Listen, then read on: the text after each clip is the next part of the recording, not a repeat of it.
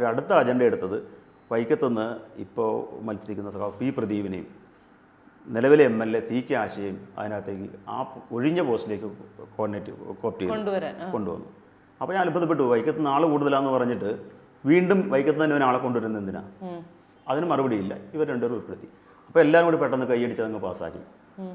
അത് കഴിഞ്ഞ് പാർട്ടിയുടെ ജില്ലാ കൗൺസിൽ ഈ വിഷയം അവതരിപ്പിച്ചു. അപ്പോൾ അവിടെ തർക്കം വന്നു. തർക്കമുണ്ടായതിൻ്റെ ഭാഗമായിട്ട് അവർ പൂഞ്ഞാറുന്നൊരു സഖാവിനെയും അതുപോലെ തന്നെ കാഞ്ഞിരപ്പള്ളിയിൽ നിന്ന് സഖാവിനെയും അക്കോമഡേറ്റ് ചെയ്തു. അപ്പോൾ 15 പേരിൽ നിന്ന് 2 പേര് പോയി, പുതിയ 2 പേര് വന്നം എന്ന് പറഞ്ഞെടുത്ത്, അത് വൈക്കത്ത് നാൾ കൂടുതലാണെന്ന് പറഞ്ഞെടുത്ത് വൈക്കത്ത് 2 പേര് പുതിയ കയറുകയും 15 കട്ടാൻ റേറ്റ് ഉറപ്പിച്ച് ഇനി അതിനകത്തേക്ക് ഒരു വർധനവില്ല എന്ന് പറഞ്ഞെടുത്ത് 17ലേക്ക് വന്നപ്പോഴും ഞാൻ വെളിയിൽ നിൽക്കുന്നു. അപ്പോൾ ഞാൻ പറയും ഇത് ശരിയല്ല. കാരണം എന്നെ മാത്രം ടാർഗറ്റ് ചെയ്ത് പുറത്തേക്ക് വിടുന്നത് മാറ്റുന്നത് ശരിയല്ല.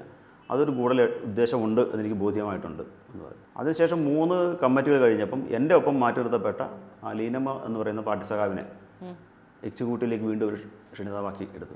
അപ്പോൾ തത്വത്തിൽ 17 പേര് ഉണ്ടായ കമ്മിറ്റിയിൽ ഞാൻ മാത്രം വെളിയിലേക്ക് പോയി. ഈ കമ്മിറ്റിയിലിരിക്കുന്ന പലരും അഴിമതി കേസിൽപ്പെട്ടവരും സ്ത്രീ വിഷയങ്ങളിൽ നടപടിയെടുത്തവരും ഒളി ക്യാമറ വെച്ച് പിടിക്കപ്പെട്ടവരും ഒക്കെ അവരൊക്കെ ഇരുന്നാണ് ഈ കഥകൾ ഈ ഒരു സംഭവം ഉണ്ടാക്കുന്നത്.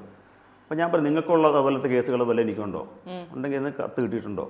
അങ്ങനെയെങ്കിൽ പരാതി ഉണ്ടോ? പരാതിക്കാർ ലൈവ് ഉണ്ടോ എന്ന് പറഞ്ഞ് ഞാൻ ബിനോദിന് കത്തെഴുതി കൊടുത്തിട്ട് അത് ഒക്ടോബർ മാസം 10-ാം തീയതി കത്തെഴുതി കൊടുത്ത്.